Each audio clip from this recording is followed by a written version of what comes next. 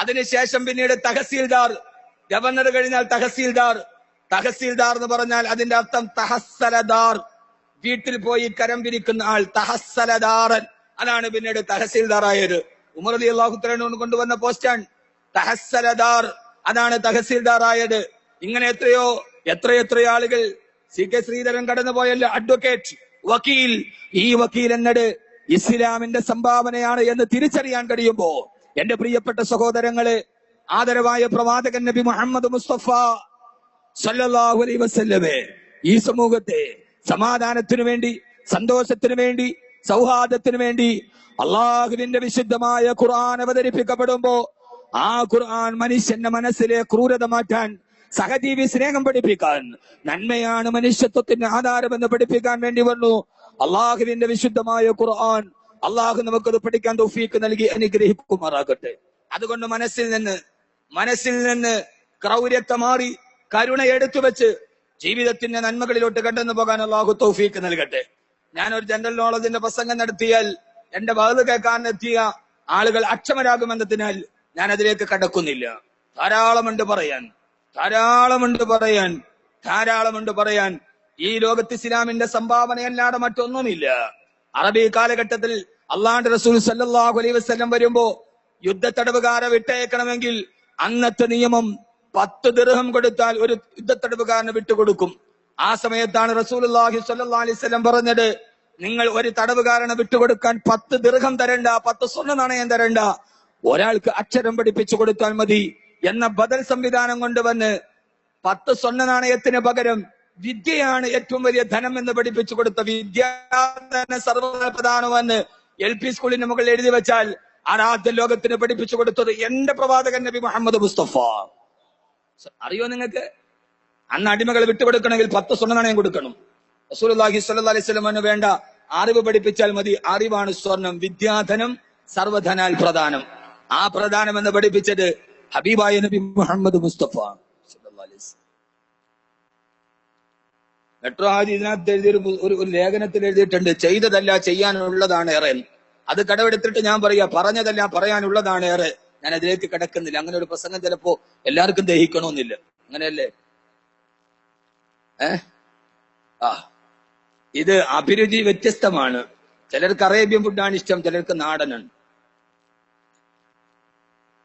എന്റെ ഭാര്യയോട് കുഴിമന്തി കഴിക്കാന്ന് പറഞ്ഞാൽ അവൾ ഇപ്പോഴും എന്ന അറബിക്കാരോട് പറഞ്ഞാൽ അത് മതി എന്ന് പറയും. അത് ഓരോരുടെ അഭിരുചി വ്യത്യസ്തമാണ്. അല്ലാഹു സുബ്ഹാനഹു വ തആല ബോധം നൽകുമാറാകട്ടെ. എന്റെ പ്രിയപ്പെട്ട സഹോദരങ്ങളോട് അത് ഇൻഷാ അല്ലാഹ് നിങ്ങൾ പിരിവൊന്നുമില്ലാതെ വേറെ ഇതേപോലെ ഒരു സദസ്സ് വേറെ എവിടെയെങ്കിലും കാസർഗോഡ് സംഘടിപ്പിക്കും, ഒരു പൊതുയോഗത്തിൽ പറയും. ഇത് മുസ്ലിമീങ്ങൾ മാത്രം കേൾക്കേണ്ടത്. ഹൈന്ദവ സഹോദരങ്ങൾ അറിയാത്തത് കൊണ്ടാണ് ഇസ്ലാമിനെതിരെ അമൂല്യം വരുന്നത്. അവരറിയണം. ഒരു പൊതു സദസ്സിൽ കാസർഗോഡ് ടൗണിലോ കാഞ്ഞങ്ങാട് ടൗണിലോ എപ്പോഴെങ്കിലും ഒരു പൊതു സദസ്സിൽ പ്രസംഗിക്കും. ഇത് വാളിന്റെ സദസ്സിൽ പറയാൻ പറ്റും. അല്ലാഹു സുബ്ഹാനഹു വ തആല എല്ലാവരെയും ഇഷ്ടപ്പെട്ട ദാസന്മാരിൽ ഉൾപ്പെടുത്തി അനുഗ്രഹിക്കുമാറാകട്ടെ എന്ന ദുആയോടുകൂടി ഖുർആൻ സാധിച്ച വിപ്ലവം എന്ന ശീർഷകത്തിലേക്ക് ഞാൻ കടക്കുകയാണ്. പരമാവധി ആളുകൾക്ക് ഇരിക്കാനുള്ള സൗകര്യം കൊടുക്കാം. വിപ്ലവം എന്നതിന്റെ പേരല്ല. സാധാരണ നമ്മൾ വിപ്ലവം എന്ന് കേട്ടാൽ നമ്മുടെ മനസ്സിലെല്ലാം ഓർമ്മ വരിക ഒരു വലിയ ഫ്രഞ്ച് വിപ്ലവം, സ്വാതന്ത്ര്യ സമര വിപ്ലവം, ഇങ്ങനെ ധാരാളം വിപ്ലവങ്ങൾ ലോകത്ത് കടന്നുപോയിട്ടുണ്ട്. അടിമത്തത്തിൽ നിന്നുള്ള മോചനത്തിന്റെ വ്യവസ്ഥ എഴുതിയ സ്വാതന്ത്ര്യത്തിന്റെ മാഗ്നാ കാർട്ടാ കരാർ ഫ്രഞ്ച് വിപ്ലവത്തിന്റെ ഏറ്റവും വലിയ പ്രതിഫലനമാണ്. പക്ഷെ നിങ്ങൾ ആരെങ്കിലും ചിന്തിച്ചിട്ടുണ്ടോ ഒരു ഗ്രന്ഥത്തിന് വിപ്ലവം നടത്താൻ കഴിയുക? അനുയായികളല്ല, ഒരു അക്ഷരങ്ങൾക്ക് വിപ്ലവം നടത്താൻ കഴിയുമെങ്കിൽ ഏതാണ്ട് 6666 സൂക്തം കണ്ട് ലോക ചരിത്രത്തിൽ വിപ്ലവം നടത്തിയ, മാറ്റത്തിന്റെ വിപ്ലവം നടത്തിയ ആദരവായ പ്രവാചകൻ നബി മുഹമ്മദ് മുസ്തഫ സല്ലല്ലാഹു അലൈഹി വസല്ലം കയ്യിലെന്തി കൊണ്ടുവന്ന വിശുദ്ധമായ ഖുർആനിന്. ഖുർആൻ പലതരത്തിലുള്ള വിപ്ലവം. ഇന്ന് നമുക്ക് വ്യക്തിപരമായ വിപ്ലവത്തെ കുറിച്ച് ചർച്ച ചെയ്യാം. നാളെ ഇൻഷാ അല്ലാഹ് സാമൂഹികപരമായ വിപ്ലവത്തെ കുറിച്ച് നമുക്ക് ചർച്ച ചെയ്യാം. വ്യക്തിപരമായി അള്ളാഹുവിന്റെ ഖുർആൻ സാമൂഹികപരമായി നമുക്കെല്ലാവർക്കും അറിയാം. ആദരവായ റസൂലുള്ളാഹി സ്വല്ലല്ലാഹു അലൈഹി വസല്ലം കടന്നു വരുന്ന സാഹചര്യം 6-ാം നൂറ്റാണ്ട് എന്ന് പറയുന്നത്. ആ കാലഘട്ടത്തിലെ ആളുകളെ കുറിച്ച് പറയുക, വടിയരികിലൂടെ നടന്നു പോകുന്നവന്റെ മടിശീലയിൽ കിടക്കുന്ന പൈസ അവന്റെ കരുത്ത് വെട്ടിയെടുത്ത് മടിശീലയിൽ കിടക്കുന്ന പൈസ മോട്ടിച്ചു കൊണ്ടുപോയി മദ്യപാനം നടത്തിയിരുന്ന ആളുകളായിരുന്നു മക്ക കാലഘട്ടത്തിലെ അറബികൾ. അരയിൽ കിടക്കുന്ന വാൾത്തലപ്പിനെ മൂർച്ചയെറിയാൻ എതിരെ വരുന്നവനെ പിടിച്ചു നിർത്തിയിട്ട് അവന്റെ കൈത്തണ്ടയിൽ വെട്ടി നോക്കിയവർ. അങ്ങനെ ഒരു സമൂഹം ലോകത്തുണ്ടായിട്ടില്ല.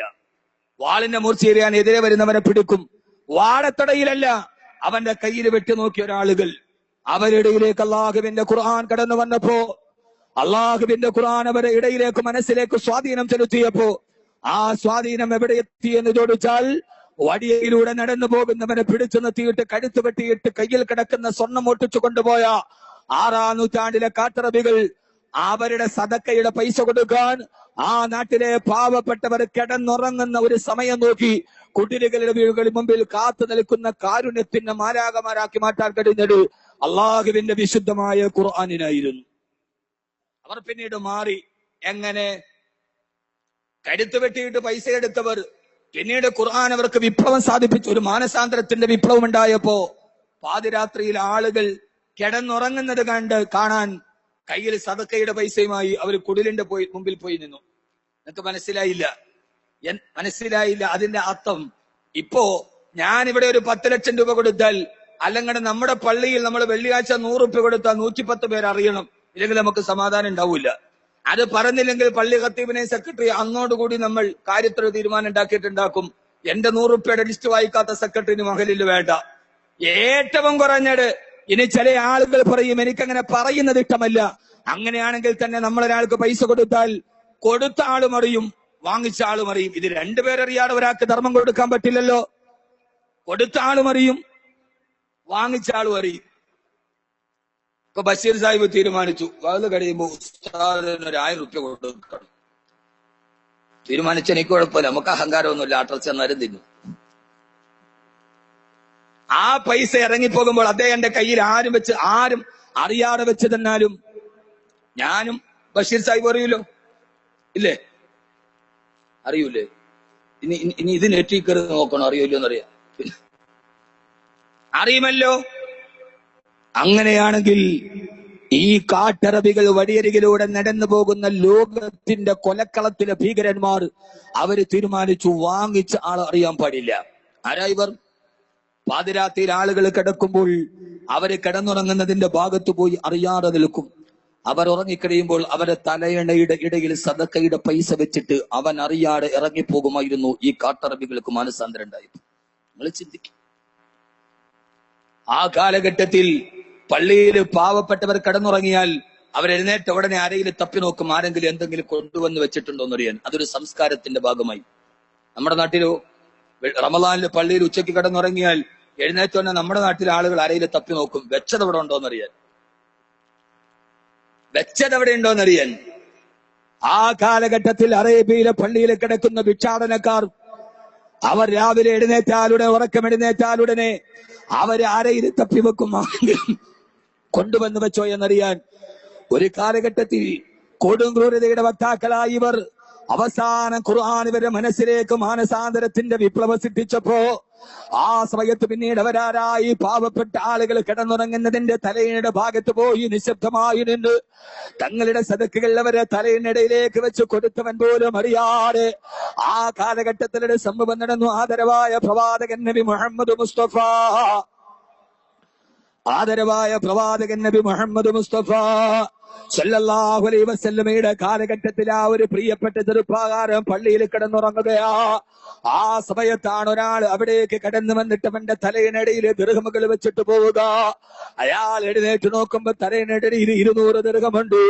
ആ ദിർഹവുമായി നേരെ സന്തോഷത്തോടെ വാപ്പാന്റെ അടുക്കലേക്ക് പോവുകയാ. ഉപ്പാ, ഇന്ന് ഞാൻ പള്ളിയിൽ കിടന്നുറങ്ങുമ്പോ ആരോ എന്റെ തലയിനിടയിൽ 200 ദിർഹം വെച്ചെന്ന്. ആ സമയത്താണ് നിങ്ങൾക്ക് വിശ്വസിക്കാൻ കഴിയുമോ എന്ന് എനിക്കറിയില്ല. ആ സമയത്താണ് വാപ്പ ചോദിച്ചത്, മോനെ അത് നീ ആയിരുന്നോ? ഞാനത് അറിഞ്ഞില്ലല്ലോ പൊന്നുമോനെ. കൊണ്ടുപോയി വെച്ചത് വാപ്പയാണ്, കിടന്നുറങ്ങിയത് മകനാണ്.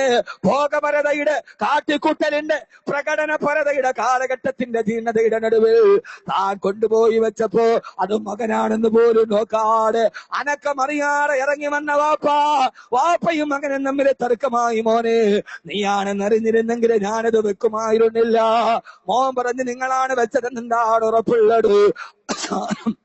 അവസാനം തർക്ക പരിഹാരത്തിനായി ഇലാ ഹദറത്ത് റസൂലുള്ളാഹി സല്ലല്ലാഹു അലൈഹി വസല്ലമ അല്ലാഹുവിന്റെ റസൂലിന്റെ അടുക്കൽ തർക്ക പരിഹാരത്തിന് പോകുമ്പോ ഹബീബായ നബി സല്ലല്ലാഹു അലൈഹി വസല്ലം പറഞ്ഞു, പൊന്നുമോനെ